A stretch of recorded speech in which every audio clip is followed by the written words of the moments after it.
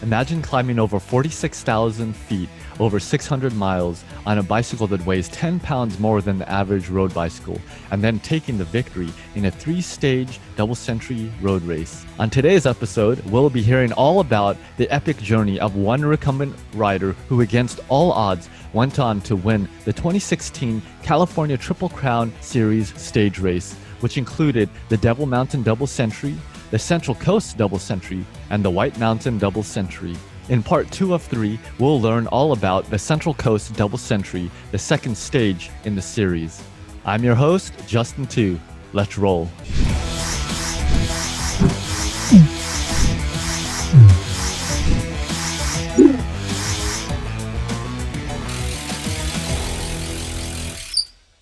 So that was the first race. I want to say that after the event, after I finished the DMD, that's when I found out it was the first of the 3 stage races, and that's when I learned of the actual stage race itself. Wow. And it's a good thing you don't have to register for the stage race before you start it, because I would have missed my opportunity because I had no idea it was even a stage race at that point. Right. So I believe somebody had told me that it was a stage race, and I should go do the second stage. And so I thought, all right, well, why the hell not? It's usually how I do most of my events. Somebody tells me, hey, you should go do this, and I got nothing to do that weekend, so I go and do it. And so I went down and did I believe it's the Central Coast Double is what it's called, which starts in Paso Robles. Yeah, one of my favorites. And so I'm a very analytical type person. I like to, even though I don't like to plan ahead, I like to plan what's going to happen. So like I won't plan ahead for long-term events, but when it comes to doing an event itself, I like to have a very clear plan of how it's going to play out. So, I won't know I'm going to do a double century until the Wednesday before I actually do it. Half the time I don't even know about the double century until, you or somebody else calls me up on that Monday, Tuesday and says, hey, we're going to go do a double century this week, and you want to come along? It's like, yeah, sure. That's usually how I make my plans. Right. But when it comes to racing, because I put so much effort into the actual race itself when it comes to my physical exertion, I want to maximize that. And so I looked at the profile. You yourself, I believe, has seen my cool little printed colored profile that I taped to my handlebars. And so, I made all those little plans. I looked at the profile of the race, and I thought to myself, I like riding with other people. That's my primary source of, training. I'm doing air quotes right now. But I do group rides, and, I like riding with other people, like sharing the experience. It's kind of a shame during the stage races that the whole point is, to race and win, which, usually means leaving your competition behind. You usually don't get to ride with them that often. And it's kind of the opposite of what I look for in cycling. But so the plan in the stage race for that race was you have a nice gradual climb, I think, for the first 30 miles overall. And then you descend for about 20 miles down to Highway 1. And then you have another 40 miles of almost flat riding all the way up the coastline. And then you do a really long climb up that road. Ferguson, yeah. That one, exactly. I'll never remember the name of it. And another steep one on the recumbent, right? Yeah, so the plan was to be at least with the group at the top of that 40-mile first 30, 40 miles climbing, pull away from them to the coast, continue to pull away on the coast, and hopefully start the climb with enough of a lead to where when I got to the top of the climb, I was at least, within a few minutes of the leaders. And then, that would kind of set the stage for the rest of the race. And I went into this race, with a lot more confidence after doing the Devil Mountain Double, finishing it as strong as I did, with on good solid legs and not falling apart. It brought up my confidence mentally that, like, you know what, I can do these. This bike isn't a handicap on the climbing. I can climb,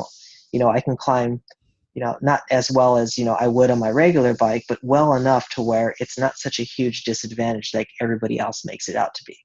And so during the race, we started out before dark. So it was mandatory to have headlights on.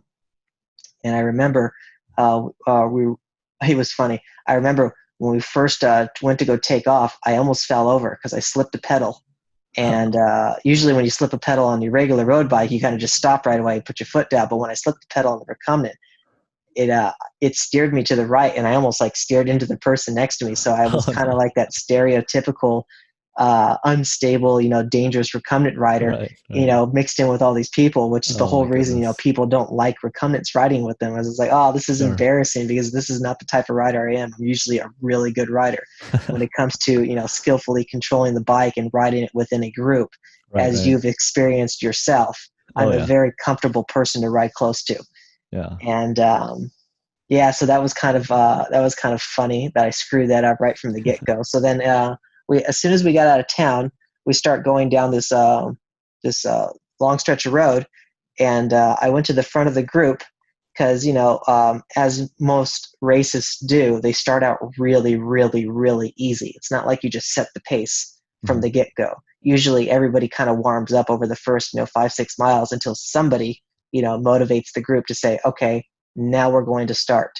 And that time doesn't usually happen until you're 5 to 10 miles into the race. I don't know Right. why that is, but that's just Yeah. how road riding works. And Right. it never starts right out of the gate like a mountain bike race. Mountain bike race, as soon as the gun fires, you're going 100% for whatever your Huh. effort is. Oh, that's interesting to know.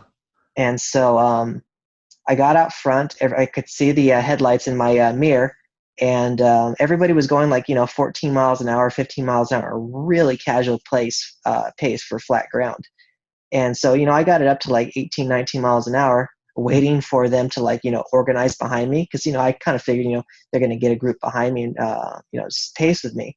And I gave them a good solid like probably 2 minutes, and nobody came. They all just kind of like lingering back there. I'm like, all right, Huh. well, fine. If you guys aren't going to come after me, then I'm just going to set my pace and I'm going to do my thing. And Yeah. so I did. And there's a couple rolling climbs in that first 35 miles.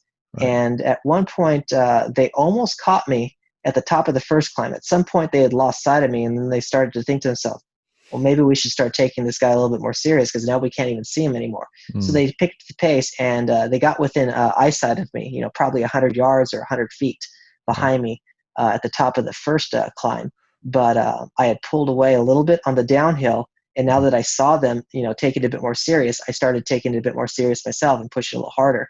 Right. And that was the last I ever saw of them. So Oh, I no pulled way. away all the way to the coast. Actually, you know what? I believe I believe they caught me just before the first aid station, which is the top of the climb at mile 35 before you start the long Right. descent to the coast. I think I had just caught sight of the guys behind me at the bottom of the climb, Mm. and so then I pulled away on the downhill. I pulled away on the. It's a very dangerous downhill. Mhm. I have a cool YouTube video of Oh, okay. We'll have to check that out. of that downhill the following year, because I didn't have time to carry cameras and turn cameras on during the stage race. So I pulled away on the downhill, pulled away on the flat ground leading to the start of the climb. I had no idea how far ahead I was. At one point, one of the aid station people says, "Oh yeah, there's a rider not too far behind you." But it's Mm. like, what does that mean? What does not too far behind you mean? Is he 2 minutes behind me? Is he 10 Right. minutes behind me? Right, right. Everybody's definition of not too far is completely different. So Mm. it ended up being, I think I had almost a 10-minute lead, and it was Derek, the winner of the first stage race Mhm. at Devil Mountain Double. Derek Uh, Stedman, right? yeah, Derek Stedman. Mhm. He had left everybody else behind. They couldn't keep up with him. He had dropped everybody, I believe, maybe on that first climb, or maybe it was on the Highway 1. But he had Mm. dropped everybody, and he was the only one close enough to catch me before the top of the 1 hour climb. And so he did. He caught me with about a half a mile to go, because I remember Mm. thinking to myself, with about a mile to go on the climb, because I always set my Garmin's to use live segments on Right? all of the major climbs, so I know how much farther I have to climb. A lot of Mm. people will use Garmin live segments to improve their times or go after a PR, Mhm. but I use them to give me, hope that I'm not going to be climbing this thing for the next 3 hours. I know that I Yeah. only have 3 miles to go. I know that I only have 2 miles to go, half a mile to go. I know when I'm getting close. That's a And good with strategy. only about a mile to go, I had pretty much stopped checking my mirror, and I had stopped looking down below me on the switchbacks to see if anybody was coming because I thought they weren't going to make it, having already climbed, 8 miles of this climb. And I remember my heart dropped when I saw a flash of red in my mirror. And I looked back and I was like, oh shit, they finally caught me. And sure enough, it was Derek wearing his, I believe it's a Team Fremont all red kit. And That's so right. he caught me, and me and Derek exchanged very few words. Now, did you know each other before? I mean, particularly from No, Double Mountain Double? no. From You my didn't know each perspective, other. from Hmm. my perspective, Derek, he looks like a road racer. He has that pro look. Mm. He rides the Specialized. He has the team kit. He has the fancy sunglasses, the Specialized helmet. He has that pro, air quotes, that pro look. Yeah. And I may have a little bit of prejudice against that because I've had, bad experiences with, road racers in the past just being way too serious and don't jive with my laid back attitude. Yeah. We tend to clash a bit. And, maybe I expected him to kind of be that way because, he's obviously fast enough to be a competitive road racer. And, unfortunately, Right. it's not true with everybody, but unfortunately, the faster you get in the cycling world, the harder you can be to approach. And it's not Right. true for Right. a lot of people, but, once you've been rubbed wrong a few times, you kind of tend to shy away from approaching those types of people. Mm. But we'll learn more about Derek later on. Okay. But so, I said, good job. And I believe he said likewise. And we started the Nice. descent together. And I believe I passed him right away on one of the quick little straightaways because I didn't want to get stuck behind him. I don't know Ah, how I see. fast of a descender he is, but I've always been extremely confident in my own abilities. And like I said, with the 24-hour mountain bike race, I don't want to get stuck behind somebody and ruin my fun Mm. because, sure, I'm doing these road races, but, the highlight of these 200-mile events are when I get to have that fun on the downhill. Yeah. This event only has one fun downhill on it, and it is this downhill. And so I didn't want to get stuck behind anybody, so I didn't want to take the chance. And If he just to were be to like, clear, so you climbed up Nacimiento Ferguson. Now you're descending the other side. It's a pretty long descent. Can't remember the distance. But had you ridden it before? Because I know some parts are a little bit technical, especially there at the I beginning. I drove it before. Ah, I see. The day before the event, I drove down Highway 1 Hmm. and just for the experience of driving down Highway 1. And instead of just going straight down one to Paso Robles, Hmm. I actually I turned left and did that climb and finished the last 100 miles of the course. So I'd have an Hmm. idea of what the course layout looked like. Ah, So clever. So you did some scouting of the course. That yeah, so I did a little interesting. reconnaissance on Yeah. my drive down. Oh, okay. So I drove it once in my truck, and basically I don't, when it comes to learning courses, because it is kind of or learning a course or a road or a trail, because it's something I have a lot of experience at, because with my past motorcycle racing experience, you go to a new course, in Europe or in Spain, in Spain or in China or something, and Right. you've never been to this course before, but you only have like 3 or 4, 20-minute practice sessions to learn the course. And then you have to race on Mm. it against guys that, they may have been racing this course for, their entire lives. And you have Mm. to compete against them at the same level. So you have to Right. come up with methods to learn something extremely quickly. And one of those methods is you kind of rate things on how dangerous they are Hmm. and whether or not they need to be committed to memory, or you substitute them in for something else you have previously experienced. So, like if you're at this new racetrack at Barcelona, Spain, the turn one there is really similar to the turn one or the turn seven in Alabama, and Mm. it's turn three is really similar to turn four at Willow Springs out in California. Mm. And so you can piece together similar experiences from previous experiences. So the more courses you've ever ridden on and the more times you've experienced certain things, you can kind of piece it together from that experience. So That's like pretty cool. my road race experience, I've probably raced on 30 to 40 races, courses around the world, which is a lot more than most people ever get to experience. Mm. But like on the descent for this particular road, um, what I look for is I make mental notes of whether or not something is considered dangerous or not. And if something's not considered dangerous, I can usually just play it by ear. So I can descend something as fast as I want, as long as I know I'm not going to come up on something dangerous. But as soon as I know I'm approaching something dangerous, I may not remember all the details of what makes it dangerous, but Mm. I know that I need to back it down that extra 10% and be extra alert. And Very interesting. there's only a few areas, there's a few left-hand turns on that descent that are extra shaded or have a tendency to collect rocks based on where the driveways are. And there's a Mm. few right-hand corners that you can't, that are decreasing radius, where they start with a wide sweeping turn, and as you're going through the turn, they continue to get tighter and tighter and tighter, and that's what I mean by decreasing radius. Mm. And those catch out road cyclists the most, because they get into the turn at a set speed and at a set steering angle, and as the turn starts getting tighter and tighter and tighter, they become reluctant to hit the brakes in the middle of the Mm. corner, because they know if they hit the brakes too much, it causes the bike to lose stability. But at the Mm. same time, they get nervous because after they've preset their steering angle, they don't like to lean over further to tighten the corner, because it's different. And there's nothing wrong with leaning over further, but I find that road cyclists are reluctant to do that because they just don't Yeah. have the experience with attacking the downhill as aggressively as somebody, with my background in road racing. Yeah, I couldn't agree more, Jason. I mean, I think you very accurately described me. I am a very conservative when it comes to downhills, especially on a very long course where it's not breakneck speeds and I don't have to bomb them at all costs. Although on some occasions that is the case.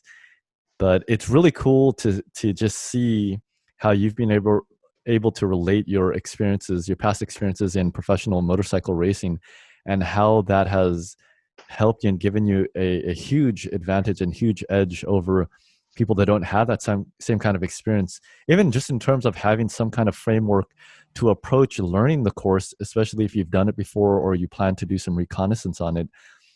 It sounds like something helpful that I think I may even give a shot at myself, to at least on particular climbs, whether it's just the regular course that I'm doing Monday through Friday here, in my hometown, or it's on a double century or another ride. I think it would help me be more confident of a racer if I just familiarize myself with all the turns in the manner that you described. So thanks for sharing that. I think a lot of people will probably benefit from it. And who knows, maybe you'll have a little bit more competition out on those descents in the next season. I could only hope to be able to share the experiences more closely on the descent, and have people to, you know, uh, have people to ride with on equal terms. But yeah, so for the um, I had pulled away from Derek on the downhill, and even with my experience and my advantage on the downhills, Derek made up 10 minutes on me on the climb up out of the coast. 10 minutes is a nice margin to be able to make up. Oh yeah. If I had started the climb with him, he would have pulled away 10 minutes, and that's huge. But on the descent, even with as fast as I am and as confident as I am on the descent, I think I only pulled ahead maybe 30, 40 seconds, if that. Oh So, wow. from, road racing Difference. experience, you always want to have that 10-minute advantage on the climb over the 40-second advantage on the descent. Because no matter how fast you are on the descent, you're never going to win a race on the descent. You can lose it by making a mistake, but you're never going to Mm. win, on a descent. That's So, some good wisdom right there. yeah, so don't feel too bad on yourself because you're not a descender like me. Because as long Yeah. as you can climb like you're always going to have the advantage over somebody like me. So in the second half of the Central Coast Double, um, I had pulled away from Derek. I believe I had caught sight of him after the descent, when it really opened up and I could see like an entire mile behind me. Um, but I think I continued to pull away because I was really trying to put a lot of good, solid power down. Mm.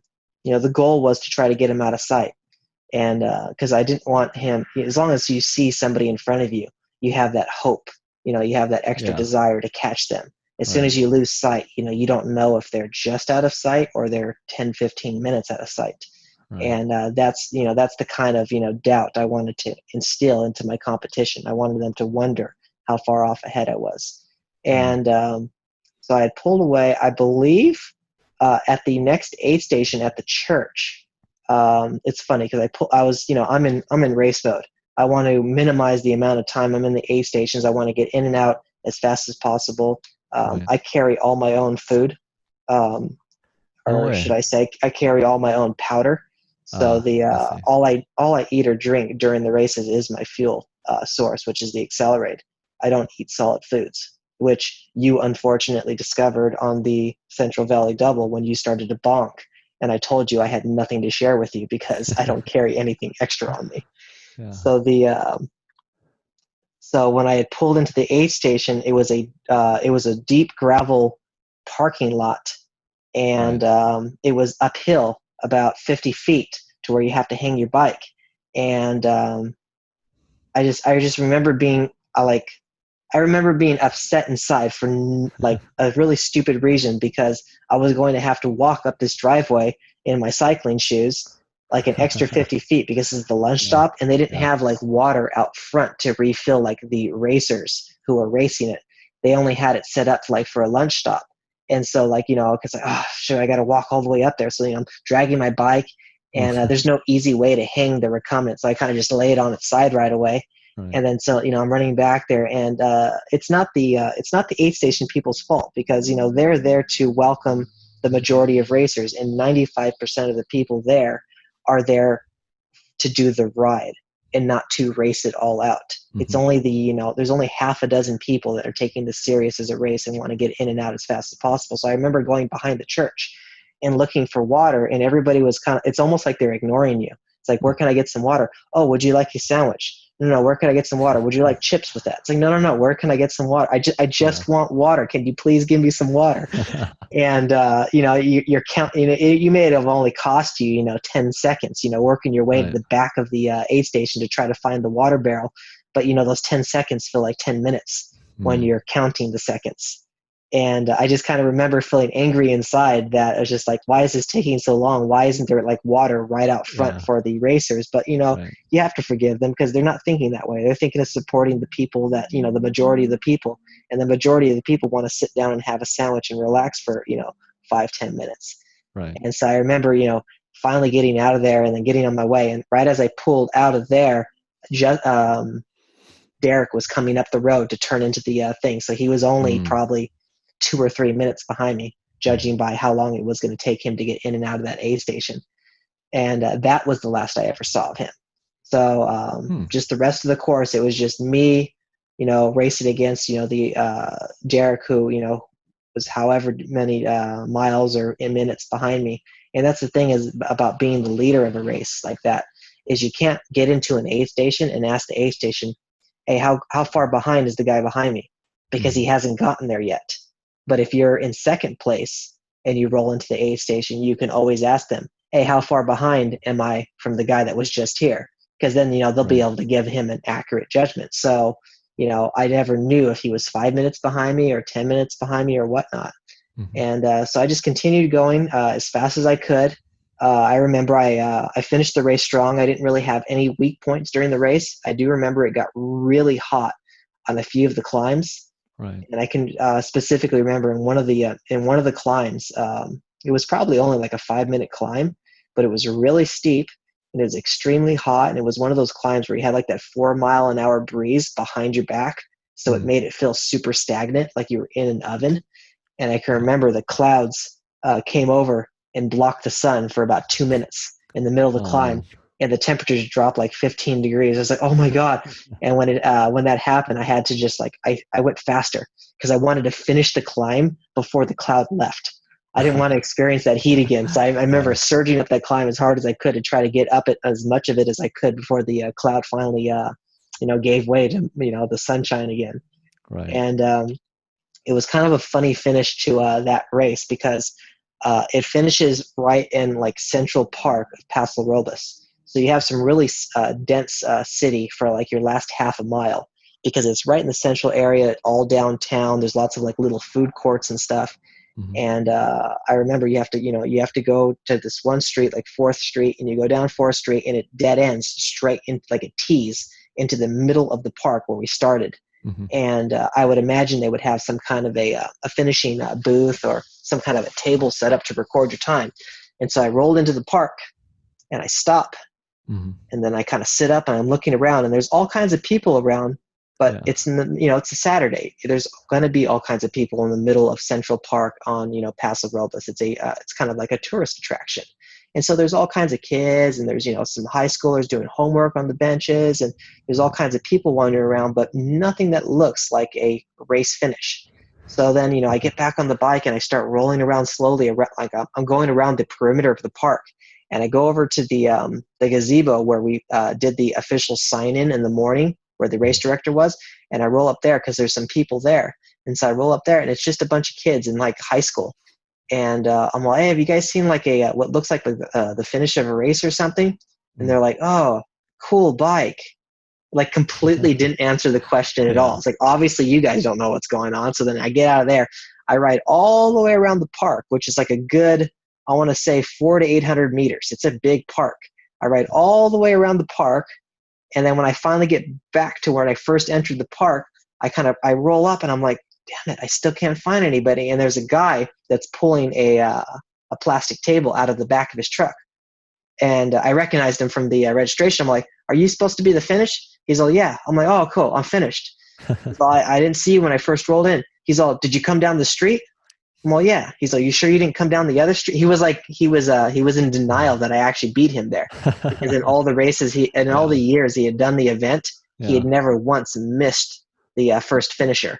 Wow. He kind of prided himself on always being there for the first finisher, and he had actually missed me by a couple minutes Hmm. because I had got there so quick. And Do you remember what your finish time was that race? oh, I want to say it's like 10 hours and change, Hmm. or maybe it's 11 hours and change. I would Yeah. have to look up the Strava ride, Hmm. but I can't remember. I'm pretty sure I gave it some kind of a funny title, like stage race number 2, finished before the timing crew got there or something. Because it wasn't that was the first race that I finished before the official finishing crew got there, but it wouldn't Right. be the last time that I finished a double century the Right. um, before the race The finish director is there. Yeah. yeah, the race director was there to receive me. But yeah, so then he took down my time, and honestly, I don't even remember if he took down the time at that time or if he like took down the time of like 3 minutes that I had wasted looking for him. But he was kind of like in denial. Like I kept telling him I came down this road. He's like, no, no, no. If you would have came down this road, I would have saw you. He's like, yeah, but I did. So I don't know Yeah. what you want to do about it. Now, So then Derek, did you end up seeing Derek finish? I did Was he not, because I okay? immediately ran back to my truck to take a shower. And by the Okay. time I got back, like 20, 30 minutes later, um, he had already finished, and I assume gone to his car and probably left because he didn't come back to the start finish line, uh, which kind of led to my my thoughts on Derek being that over serious racer type, because he didn't seem to share in the camaraderie with the other racers. He kind of just showed up, did his race, and he took off, and Uh-huh. didn't really stick around to chat with anybody. He was just kind of in Right. and out of there for the race result itself and not the experience. And so I did stick around. I saw, I think, third, fourth, fifth, and sixth place finish. And I remember chatting with them while eating an ice cream, because I did definitely Nice. have a drumstick in my hand. Where did you And get that? You went to buy it yourself? you know what? I think it might have been given to me by one of the passerbys.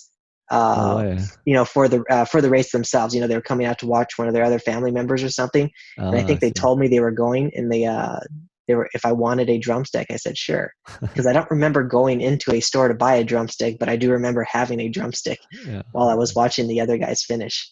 Nice. And it was funny because at the end of the Devil Mountain Double, um, the the atmosphere when I rolled up to the 6 a.m., the faster start time was, what's this guy doing here? Why would a recumbent even consider starting at the 6 a.m. start? Shouldn't he have started at the 5 a.m. start because recumbents are slow?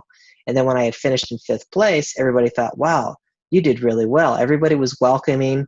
Everybody, thought it was great to have me out there.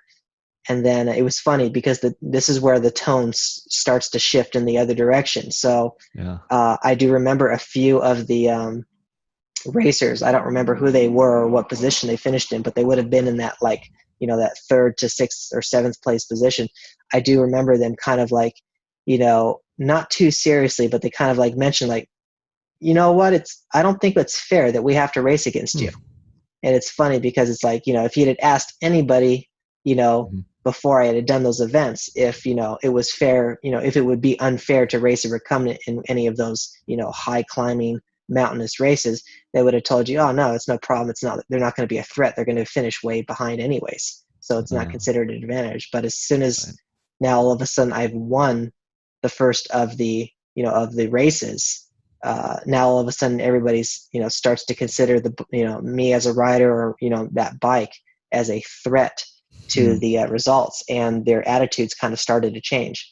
And I do remember specifically telling them, oh, don't worry about it because I'm not even going to do the 3rd stage race because it's the same weekend as the 24-hour mountain bike race up in Oregon, which I had done and won the previous year.